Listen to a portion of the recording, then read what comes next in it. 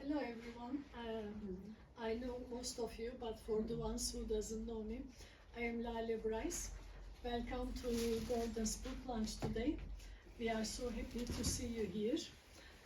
Every time I ask Gordon to help me with the housework at home, he said he can't because he's very busy. He's writing a book. I noticed that he emptied the dishwasher today. It means I'll be able to get some help from him. It's really a beautiful day today, and we appreciate that you take your time and you are here. And I hope that you enjoy your day. Okay, thank you. Thank you, Lily. So before I start, I think I would like to thank the library staff. So we have Claire as the head librarian, and Aaron's been helping out a lot, and they've been very flexible, been coming in and going, and they were saying to me, this is your lunch, and we can support you as much as possible. So what I'll briefly run through the programme today, what we're going to do. I want you to enjoy it, ask questions at the appropriate time, get some talk going. This has really been a lifelong project of mine. And it goes back to the time when Mum and Dad took me to see El Cid, the famous film, and I was intrigued by it. And of course, at the end of the film, El Cid sitting on his horse, he's dead. And my dad's saying to me, he's died, but he had to appear before his troops, and they couldn't withdraw the arrow because if his Islamic doctor told him if he withdrew the arrow, he would lose a lot of blood, and they couldn't put him on the horse. So I was like this, at 7 years old, that's what it's like. And since that time, I've traveled. Most of you who know me, I've traveled over the world. I've experienced different martial arts. It's my hobby. I've done a lot of research in history, geography, culture. I did Indian and Chinese civilization at Edmund University. That's the first year courses. I didn't do the language. It's much too difficult. But it gave me a good foundation to explore other cultures. And when I came onto this topic of chivalry, I kind of footed around with it for a while, thinking, well, what is it? And is it really of any relevance in the world today? Is it really a dead story, one that appears in romantic magazines? And, it's of an age past. It doesn't suit the modern age. However, at the back of my mind, I thought, no, I need to really research this more. And so there were false starts, and there was new things came into my life, and I completely redid the whole thing again. So I've now come to the point where I'm 99% there. Oh, and I have to admit something. I've never really been an English teacher. I've been doing philosophy, geography. I've been doing English on the side as a second language teacher. So my grammar and punctuation is really not perfect, and I still make errors. And with this in mind also, I had proofread this twice, and Pete was telling me over in progress, never, always get someone to proofread your work, but I didn't. But anyway, I gone and I had sent it off for printing, and I just left it, and I had about 14 there. I managed to sell one, and I flicked through starting at the back and thought, I've put 3 O's, three zeros here when it should be 2, or oh God, there's a punctuation error there. So I'm giving these books away today, and it's for you. I'm not charging any money for them. They do not have an ISBN number yet, but I want you to go away as our friends, digest the book. It's a lifetime of experience, and come back to me and say, well, yeah, that was interesting, or I didn't agree with that, or thought you were wrong there, because that's how we learn from each other, isn't it? You would agree, wouldn't you? This is how we get on in the world.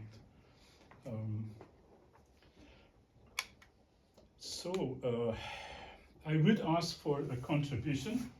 See, did I bring my contribution box? There was a tin somewhere. I'm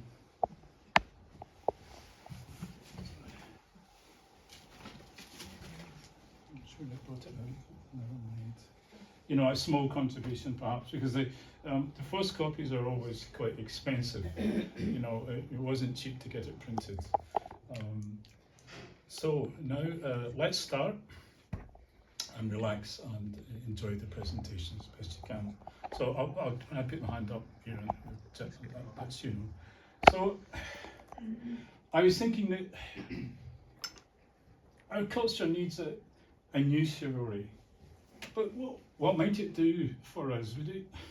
How would it improve our culture? And as I said, is this out of date? You know, am I really born in the wrong time? I was thinking like this. And curiously enough, seeing a little bit of the debate, Nigel Farage was going about British culture, British culture, and I was thinking, well, Nigel, what is British culture? You know, there's a whole lot of elements to it. You know, look at our island and the number of people that come here. You know, the Celts, Anglo-Saxons, the Vikings. You know, so many different people, and they've contributed to this culture and made it rich and interesting, and people want to come and visit Britain. You know, they want to see this amazing island. And even going back to Caesar's time, he describes the island. It was already measured out. They knew it was, you know, a stronghold of the Britons or the Celts or whatever at that time. So it was well known. But I was thinking, well, there's many different aspects to this history and culture. So I need to bring this into the picture. So this was my first thought. Now, I'll get my pointer here because this is for me. This helps me. It's just a little bit of guide. Okay. Okay, Aaron, thank you. Oh, the old chivalry. How did it evolve? So how did it come in the high Middle Ages to this understanding of chivalrous behaviour? How did it come about? Did it just suddenly appear in 100 years? Or was it a long story with many rivers and contributions from other cultures? So let's look at the old chivalry first. Okay, Aaron. So I came up with these questions, and it would probably come to your mind as well if you were asked to define it. The warlike customs of the past. You know. What do you do when you're defeated? What did the Spartans do when they defeated the Athenians? Did they kill them all on the spot, or did they offer them for a ransom? You know, how did it work? Or what were the rules of war in the old days?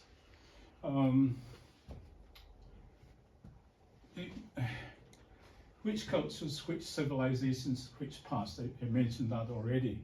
Was it purely a European phenomena, or was it throughout Asia, the Middle East, North Africa? You know, were there different flavors of it? And then, of course, we've got, was it a continuous tradition? Was it developing over a period of time, or did it stop? And then was it finished? And then did it suddenly start again? And that was very interesting, because it seems this notion of chivalry in culture and warfare goes through cycles. And I think the present cycle that we're in has come to an end. But this is my personal opinion. And I think it's time for new things to come forward. And perhaps a resuscitation of this amazing culture from the past. Well, part resuscitation, you know. And then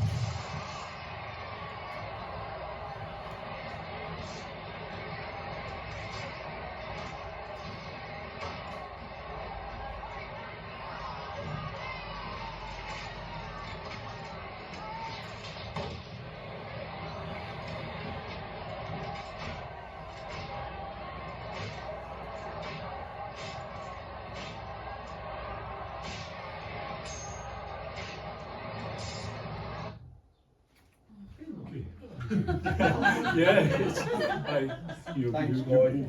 you'll be watching it, I tell you, in the next few days. It's a great film. All done without CGI. And of course, there's a little questionnaire for you, a little fun questionnaire for you to do here. There wasn't. This is the highest extent of their empire at this time. So this is under the Sasanians. They're trying to follow on from Cyrus the Great. They're trying to re-establish themselves. And at this point, just before the Arab conquest, they believe in Zoroastrianism. They still have this prophet figure. If you visit Iran or if you watch any YouTubes on it, this belief that the first enlightenment on earth was through the prophet Zoroaster, and he came to establish truth, good-heartedness, to speak good words and have a good mind, and to be able to look at your enemies or opponents and see them as human beings, something that has been lost to us.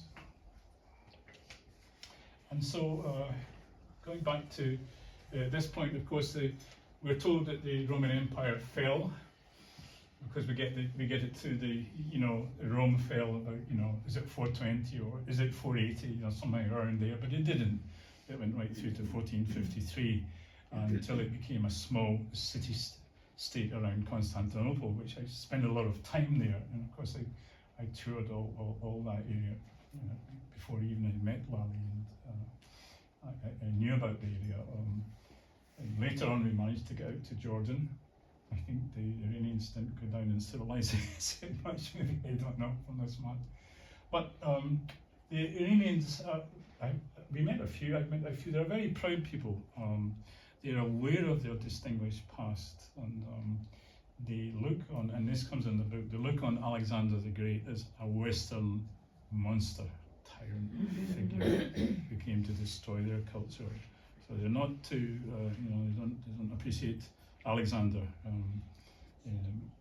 And of course the Roman culture, and even before this time, the Greeks, Athenians, Socrates and Plato, they take a lot of the ideas from the Iranians. There's a lot of cultural, to and froing, and disbelief that there's one God in the universe. There's not, a God for this mountain, and then there's Apollo, and then there's Zeus. There's not this, polytheistic pantheon of gods. There's only one God, and this comes through very much in their culture, because this is what Zoroaster had taught them. Perhaps they used the religion as a kind of way to extend their influence, because today in Turkey there are still fire temples. They're mostly ruined, and the Turks ignore them. They're just collapsed on top of hills. That's a Zoroastrian fire temples. There's still a few remaining there, right through to the edge of Turkey, right through to the Aegean here, all around Anatolia. There's still Armenia, of course, up here. And at some point we went over the Caucasus, and they influenced the tribes north of the Black Sea here, although it doesn't show it in the map, but they've been in contact for hundreds of years.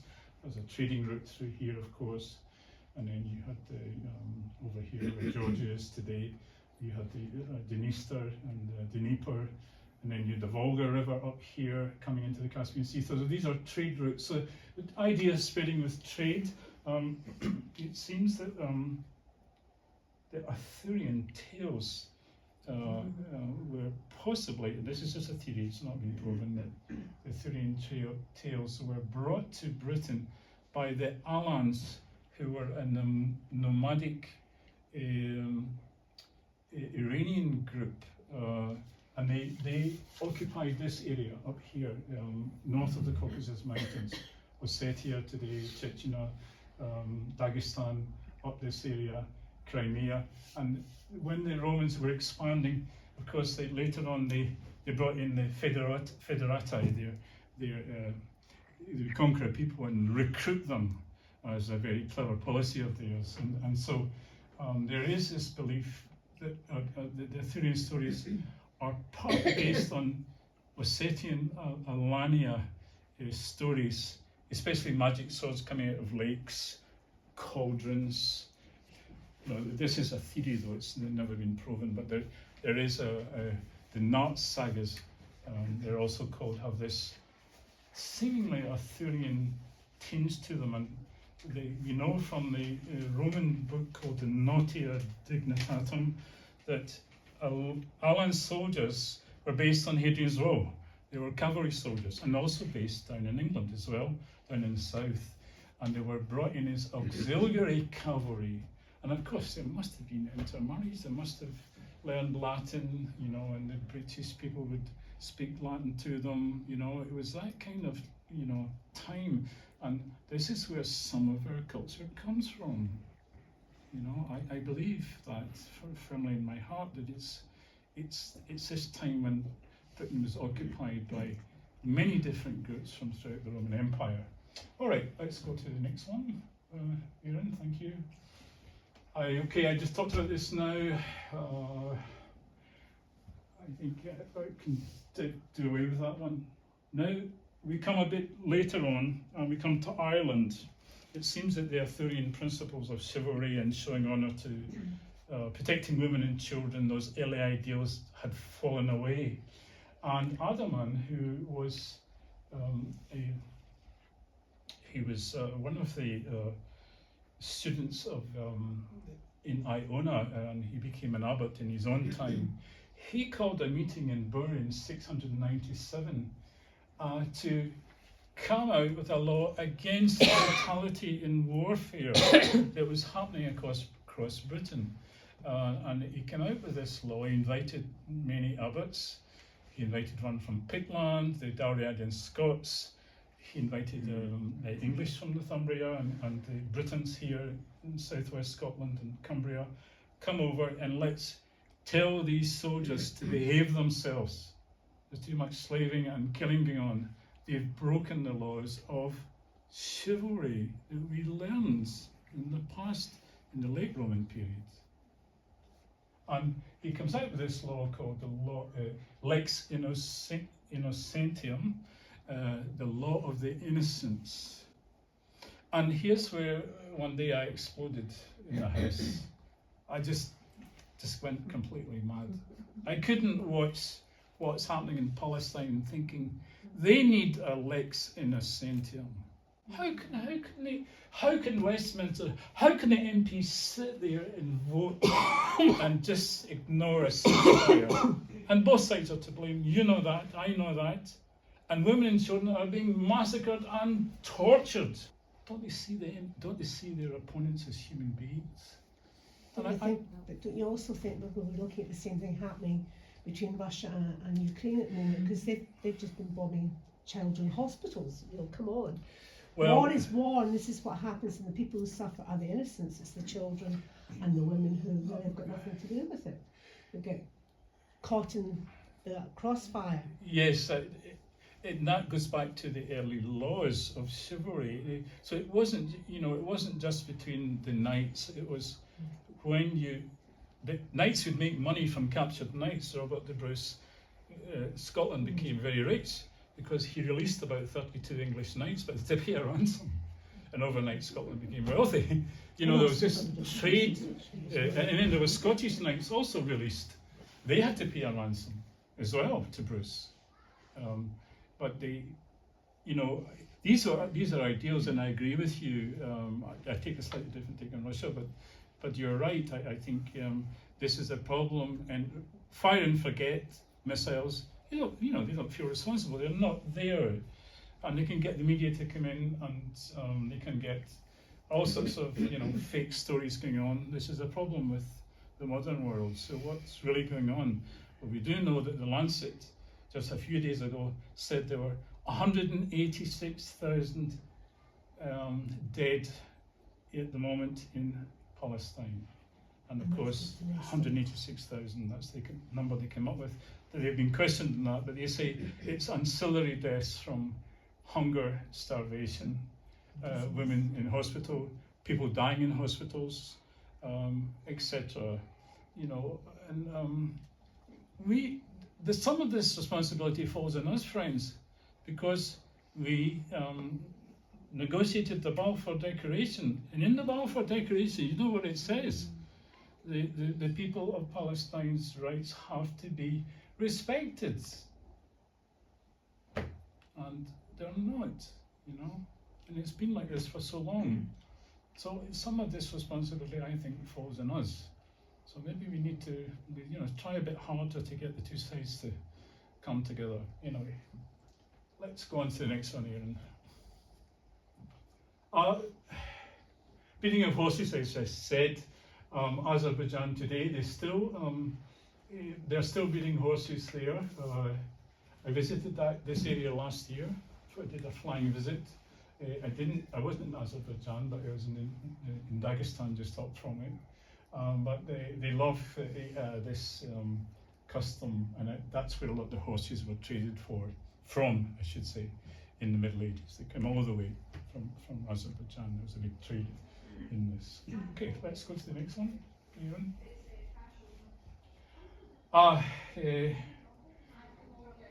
Alania, Ossetia, Sechina. So this time last year I was coming home from this area, and Lally was getting, I think, a bit nervous as to, you know, what's going on, what's she doing out there, you know. This is when Scotland could score goals. Does anyone recognise what's going on here? This is Ali McCoist. Ali McCoist, yeah, he tried tying an overhead kick, and it's when Rangers were playing. They were playing Vladikavkaz. Let me think. Alan Vladikavkaz, and they won 3-1, and then in the second playoff they won 7-2. So it was a huge defeat. And so if you end up in Vladikavkaz and say you're a Rangers supporter, you get a kind of a wink of respect, you know. So let's move on. And here I am. This is Grozny, capital of Chechnya, and I was here last year. And I'm standing in front of. It's actually a stone tower that we built. All this area was destroyed by the Russians, but Putin made peace after the Second Chechen War, and with their political leader, they came in and they rebuilt the city, and they made a good job of it. This stone tower survived, and it was the Chechens told me they built it against the Tartar invasions and the Mongols. And what they would do, it's a bit like a Baroque actually, they would go inside and then they would lift up the ladders and seal it up here. So no one could get inside, and you couldn't even start a fire inside it because they pulled the ladders right up, and then they lived up in the tower until the Tartars and Mongols left. And how did I get on there? Well, it wasn't an easy trip. I was doing research. The Chechens have a code of chivalry.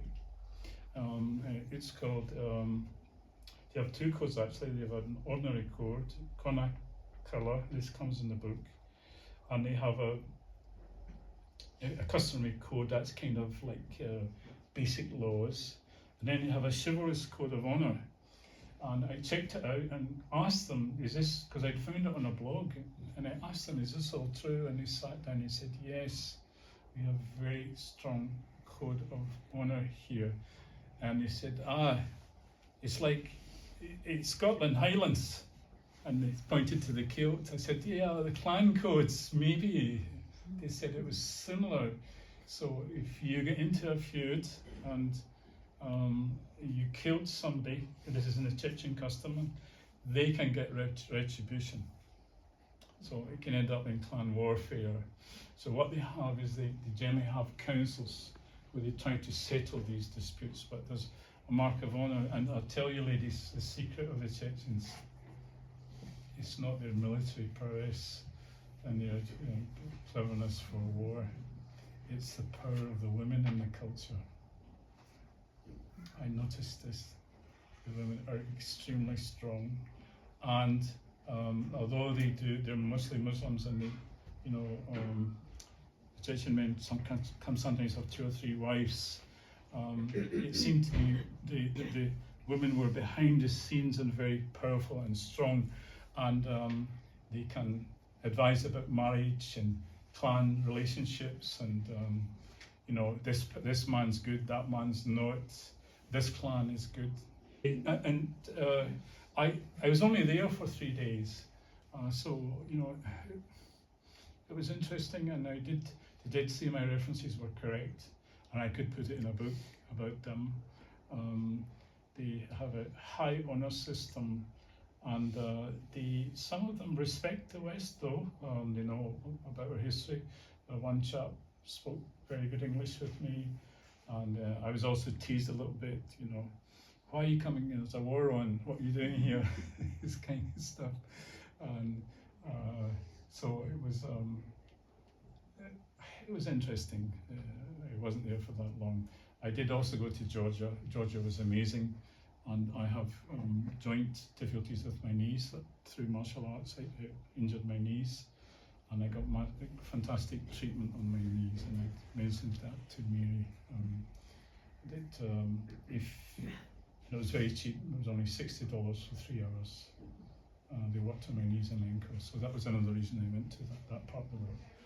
Let's move on.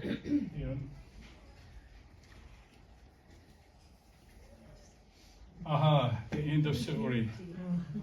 Come and join us. Come and sit down. Looks like I'm in the front row. Come and sit down. Yeah, come and sit down. The end of the Middle Ages, and for those of you who are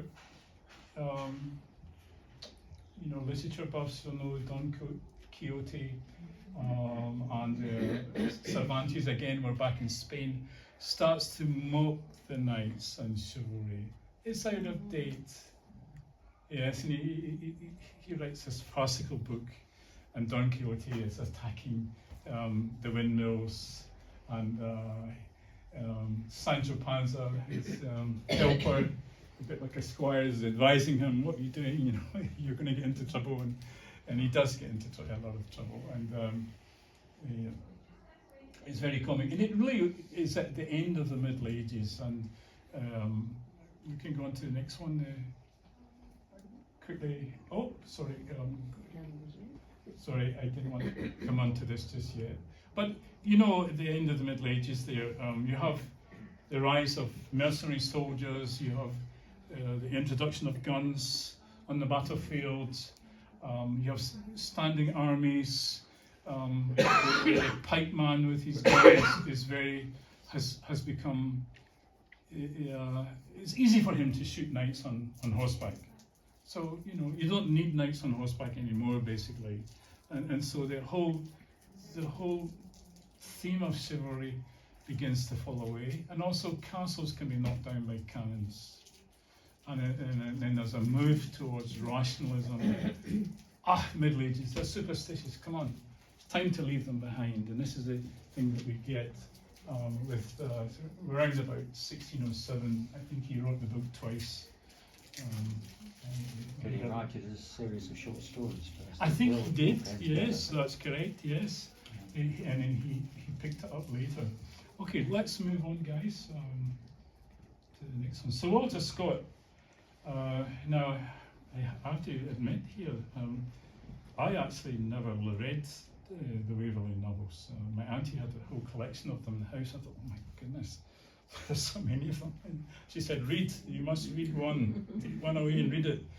And, at 15, it looked a bit dense. And I thought, no, I can't bother with this. I'd rather read about Thor, Thor magazine, a comic, American comic. So it's much better fun. But later on, of course, I came back to it. And what's interesting about his early life is, at this point, so we've had the French Revolution, we've had a terrific struggle in Europe. I think Scott, it seems to me that he had polio as a child, he had a bit of a disrupted education, he lost 5 siblings apparently, from early birth. that survived. He'd gone to Edinburgh University and he had fallen in love with someone there and she rejected him. And he went down to stay with his family down in the Borders. And down there, I believe, he had gone before, he'd heard about the border ballads, the famous border ballads, between Scotland and England, the different tales of daring do that went on down there. And he'd actually went over to Cumbria and he was introduced to somebody from the French aristocracy and he fell in love with her and they had a happy marriage. And suddenly his imagination just took off and he wrote a series of amazing novels. Now the research he did for Ivanhoe was incredible.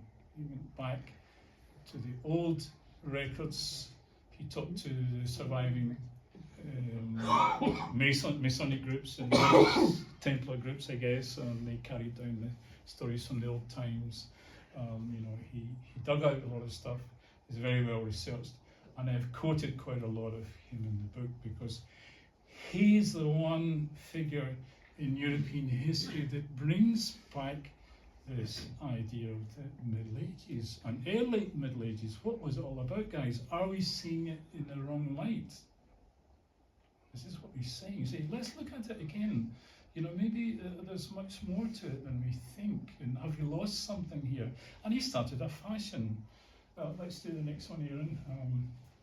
I'm going too quickly. Yes, the mature writer. Okay, that's a mistake come up here. Heart of Midlothian, 1818. Rob Roy, 1817. Ivanhoe, 1819. What a productive time he's had over 3 or 4 years. And of course, if you go to Edinburgh, you'll see his monument there. He really is an amazing writer. And of course, I did read parts of I have read Ivanhoe. I haven't read the other novels. But he had a huge influence on European writers. Does anyone know, I'm going to check you out here, who's a famous Russian writer? No, he had an influence on another one. No. Who wrote Taras Bulba? Gogol. Gogol thought he was amazing. He thought he was the best West European writer. So, the story of the Cossacks, going back to your reference to what's going on in Ukraine just now. To me, it's a Cossack war. Unfortunately, it's Cossacks fighting Cossacks. And I don't know if they've really took that yet, but that's my interpretation. He goes back to the Cossacks and he describes in Taras Bulba, this kind of romantic Cossack who has this pride and honour. A bit like the Caucasian people today, they still have this honour system, this sense of chivalry, I think. But have they, is there an exaggeration there? Yeah, of course there probably is. Anyway, let's go on. Ivanhoe, comic cover. This one's, I think, early 1960s. America, of course, they picked up on this story and loved it. And I'm sure some of you guys here have read that one, the comic. And if you actually have that one and it's in very good condition, it's worth a lot of money. So hold on to it. Let's go to the next one. Aaron, yep, thanks. All right, I quickly mentioned this and I'll rush through. Decline from 1815 and then, up to 1815, and then you have a revival up until about 1918, and this revival of chivalry. So chivalry falls away in ideas of honour and this kind of old-fashioned sense. It falls away with the rationalism and the Enlightenment, and it's viewed as superstitious. Maybe it doesn't die completely, maybe in Italian city-states or in the French court, but it tends to, as I say, fall away in warfare because the mercenary soldiers are hired out. The Swiss, for example, and they take no prisoners, they shoot their opponents when they surrender, this kind of stuff. But comes back again with Gogol and with Walter Scott, and they're also interested in the German romantics and the exploration of the unconscious and spiritual mind, etc. Comes through again at this period, and there's a drift away from this rationalism that dominated perhaps the end of the 17th century and the 18th century. And of course, Rob Roy is a kind of apology, I think, to the Highlanders, because Walter Scott was a lawyer, and he went up and he did a couple of evictions up in the Highlands. And of course, for us Scots up here, this is a very bitter memory for us, since some of my own ancestors were killed at Culloden. So I know that the memory in Scotland it's not just 5 years ago or 100 years ago, it's a few hundred years. That's considered a sizable time. Let's move on to the next one. Kieran. Who's this guy? Goebbels, yeah. And here we have the tragedy, of course, of modern warfare. There in the book I wrote about a German sea captain who was the last man of honor, I think, in the German fleet, and he would treat his captured enemies, or he would pick up sailors from the sea and treat them as guests, and he had high principles. Maximum, I can't remember his name offhand, I would need to look at my book again, but by the time of the rise of Nazism, of course, you have this polarization and this degrading in society, and it's with us today. As I said earlier on, I feel it's there. It's not being able to look at the other people through your heart. It's labeling them and desensitizing them and bringing them down to a very low level. So it's easy to kill them. Yeah, they're this. So let's get rid of them. Okay, let's move on. Civilian loss of life. I don't need to dwell on this, but Red Cross, of course, through the Geneva Conventions, have tried to bring back these Christian or Islamic, Zoroastrian ideals that we had. I'm talking about the true ideals, and perhaps also in the Jewish faith. I would say it's there in the Old Testament through some of the heroes of the Jewish faith. That people have a value, and that in warfare there's a sense of justice. It must be there, and if it's not there, it's just barbarians killing barbarians, as the Romans would say. And I think it's failed. I think really, from what I see is happening now, it's just talk. There's nothing from the heart. There's nothing there. I think that's a bit Go on. specific. I think, like everything else, it's black and white. When the Germans, when the Nazis came to power in Germany, there were a lot of people who went along because they had to go along.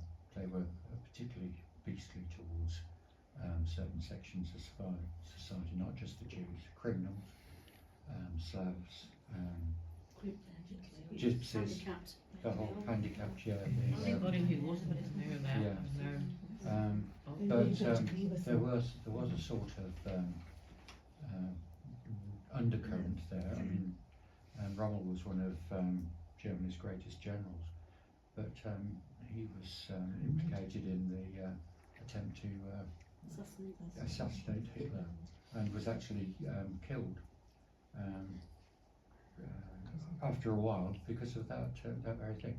So I mean, you can't say that all Germans were bad. They weren't, and all Germans weren't beastly. A lot of them were honourable soldiers. the point I would make is that we always look at our enemies through our own eyes. We never look at ourselves through our enemies' eyes. So how did we look to the Germans? Well, we looked like really imperial land grabbers. Basically, we've got all of the raw materials. We've got all of the manufacturing. We've got a head start against all the other countries. We were rich, and they wanted the same things, both from the First World War with the Kaiser, and the Second World War. It was all about territory and getting raw materials. And also, I mean, we vilified the Japanese during World War II, particularly. Yeah, I mean, I take all these points, Steve. I think you're correct. I take the view, and you know, I need to be careful here because I want this lecture to be enjoyable. I don't want to be able to go and go, God, you know, that was a bit rough.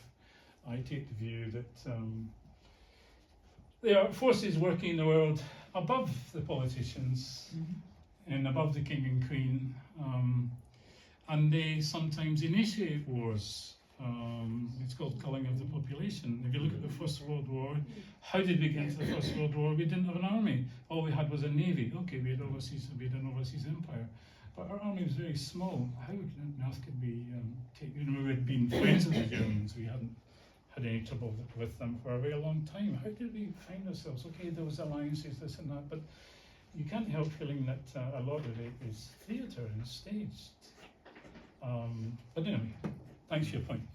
Very valid Gordon, point. can Yes. I just make a point about the Red Cross? And to me, you know, when we have the warfare and we have all these nameless and powerless victims of the politicians, for want of a better word, and then you have the Red Cross. To me, the Red Cross is the chivalry. They're the people coming in with the higher morals and the higher, and saying, listen, we have to be fair and we have to see people as people and not as objects or land or whatever. And I just think they deserve a lot of respect.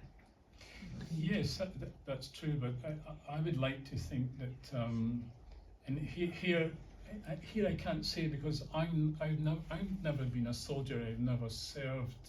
I've always had an interest in. I'll pick up old weapons in the market and play with them. You know, I don't have an interest in guns really, but I would like to think that the British Army is trained to think in a certain way. You know, and I wonder about that. You know, we one of the things that has come out with the SS and the stormtroopers, and you know, the very top group that helped, you know, in the persecutions, was their heart thinking was destroyed. So close your heart off and don't see your enemy as a human being. This is how they do it. Just think through your mind, just think through, just think that they are numbers to be killed, or they're tainted with this and that. And I was partly taught this through my parents, and also here I'm going to have to wander off a bit because it's part of my life experience. I was actually introduced to a person who's a Naqshbandi. He's in a high order of Islamic chivalry. Elsit makes friends with the Sufis. These are the mystical followers of Islam that go beyond the text of the Quran and the basic beliefs. Like the Christian saints that we had in our past. Think of Columba, for example, or Adaman. They went around, they were barefoot. Care about possessions, it's a spiritual quality of their heart that was important. So after that, I thought that was interesting. It cheered me up for a couple of days, you know. And I felt nice, and then I had some more conversations. He did have some suspicions of the West, I thought at times, and this is where Turkey is divided, because you have some who follow that direction, and others who are very Westernized, and they don't like each other. And Lali knows more about this than I do, but. This tradition is called tariqat, and tariqat is secret. You don't open it to other people unless they're responsive. So I was lucky that day. Okay, now this is a surprise. Here we are in Bonnybridge, and there's a comic sign here. What's it saying? Somebody's got a very good sense of humour, I think. This is the highest spot in Scotland for UFO sightings. And you want to go and look for UFOs, this is where you go. And this is a classic grey. And they're here. They're interacting with us. And some of them are BASTARDS. Yes. And what they do is Right, okay. they come down and give us technology and ask for basing rights on Earth. And in return for basing rights, they want some of our products. And I'll stop there and leave it to your imagination. What do they want from us? And our governments are complicit. Not everyone in the government, but many of them are complicit. The many leading families and businessmen are complicit in it. Do you think Keir Starmer's going to tell us tomorrow about what's going on? You mean stem cell research and stuff like Yeah. this? Yeah. Slave trade, blood products, all sorts of dirty stuff.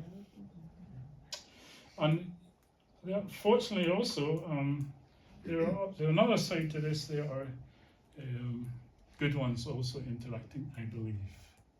And I think they're here to warn us, to help us. You see, again, I found this out, and this is not the main theme of the talk, so I'm just going to go. I have to go to it a little bit, because if there's any new chivalry has to come in to the culture over the next 100 years when I'm dead and gone, we need to make a much better adjustment of what's really going on. What is this cloud and shadow over us that we're not getting the truth? There are other groups here who are trying to counter this, and there's a bit of a spiritual war going on at the moment. I have to tell you this, and some of you well know it. You know I'm talking the truth here. This spiritual war is possibly going on for thousands of years, because it turns out from a conference I went to in Turkey that planet Earth is an extremely coveted planet in this galaxy. That it's prime real estate, and people want to be here, and they want it, and they're prepared to give high technology in exchange for it. You know. So was it the Japanese that did all the miniaturization? No, it wasn't. Some of it came from them. Some of the technology that we're using has come from them and been adapted here on Earth. Can I just interpose again? Certainly, go ahead.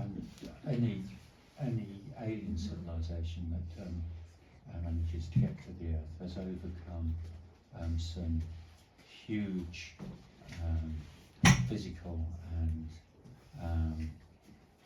mental constraints to be able to travel across great distances in presumably a lifetime. Whereas we ourselves would find going at light speed nearly five years worth of travel to get 5 minutes. half a century. And if that's the case, then what they're giving us, or what they're drip feeding us in terms of technology, is mostly akin to what we'd take along to a Stone Age person and show, something like that.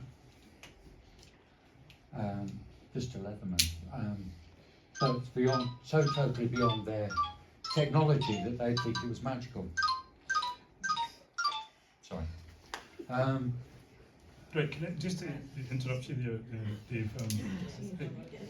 A good point, but I think we need to think, you're talking within a certain scientific paradigms here that's presented at the university at the moment. Universities are not going to come out and tell us all this.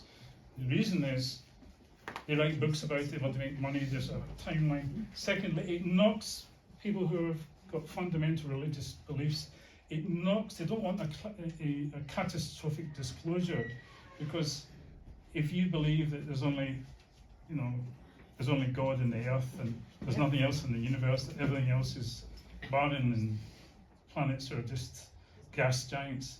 If you find out that no, the galaxy is full of life, it's going to knock your belief system back quite a bit, and we don't want that. That's one of the reasons I'm not disclosing. They have a timeline that's coming out, but they're also sitting on this timeline. They're not moving, and it's time that they think. Sorry. David Rush appeared before the Senate committee and has told the Earth, yes, we're being visited. They're here, and we have to deal with them. And I think now what I'd like to do is stop. I have to take this. And what I'm going to do is talk very quickly about the book, and you're going to have teas and coffees, and I don't want to talk any more about this right now. The book is actually partly written for older teenagers, and there's a colour sequence to it. I made it fun.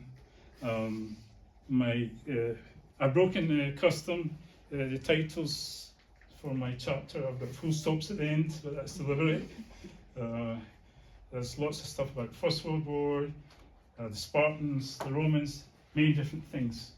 If we're going to start a new template of chivalry, there's things there, but this is just a seed and a small plant. It's nothing more than that. It has to be grown. It has to come back into our culture. To me, having worked in education and seen how woke and political correctness works, it works like a Stalinist authority. And there's no debate. You can't debate about it in some institutions. You have to follow the party line, and if you don't, you're not going to get promotion. But do you not think chivalry is simply kindness, compassion, and good humanist thinking? Like decency, for want of a better word. Yes, I think, as I say, it comes through the religious values that the saints have brought into the world. There is this thing called ver in Iranian. Ver, it comes into veritas, virtue, telling the truth. This is the Zoroastrian ethic, which I talked about in the beginning, remember? And it comes through in our language, because you have added on to the Christian chivalry are these Roman ideas, partly also taken from the Greeks. So it's come together in this humanistic way, I agree. But haven't we lost that in the culture right now? Look at the lying that's going on in the media, But Wendy, I just think that people have moved the goalposts so much, even for our children. And this is a true story of a 4-year-old boy who was attending a wee group, and his hair was very long, and he was dressed in a non-gender way. It was hard to tell if he was a little girl or a little boy. And he was a wee boy from Northern Ireland. And he was asked the question, are you a wee boy or a wee girl? He says, I'm a glass of water. And he said, a glass of water? Yeah, my daddy says I'm fluid. And he walked away. But that's what we're doing to our children. We're confusing our children with all this right political correct, everybody saying the right thing nonsense, instead of just loving and caring for people, for who they are and what they are, whatever that is. I understand, Wendy. Honestly, I don't want to go there because it's a minefield. I know, sure. And people get very upset. And there's one thing I'll say, my school, Whitehill School in Denniston, which is in the east end of Glasgow, I looked at their curriculum. When I was there, they taught Latin, French, German, and Russian. I took Russian for 2 years. I was pretty naff at it. Now, there is no foreign language. But you know what? That stuff you're talking about, there are 4 people in the school promoting that. So it's telling me, okay, look at Scottish education. Where is it gone? It's gone down the toilet. This is what they're doing. But this is a sensitive area, and I don't want to have it. We can talk about that. Chivalry it's a generation thing. No. I think it's very much part of our culture. You took this also to generations. Guys, I have to stop now. And there's teas and coffees, and Lolly's prepared some. Please Thanks take very a much. book. Thank you. Thank Nice you very of you. much.